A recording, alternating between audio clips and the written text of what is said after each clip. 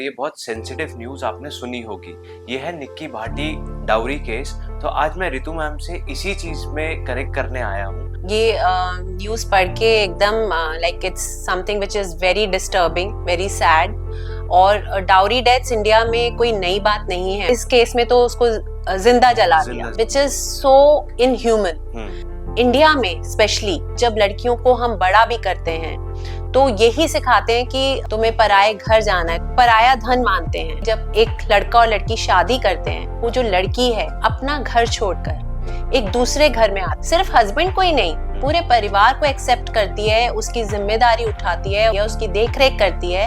And उसके बावजूद वो लोग एक्सपेक्ट करते हैं कि लड़की के पेरेंट्स डाउरी दें। यहाँ पर इंडिया में पढ़े लिखे लोग भी करते हैं एंड वो बेटी पैदा करने से डरते हैं।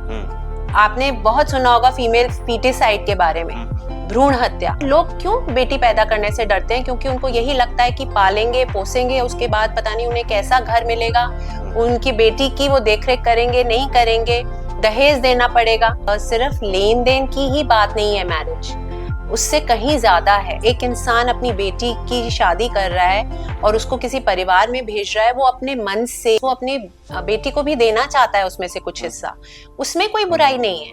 But at the same time it should not be just a transactional thing. पैसों का लेन देन ही नहीं है शादी।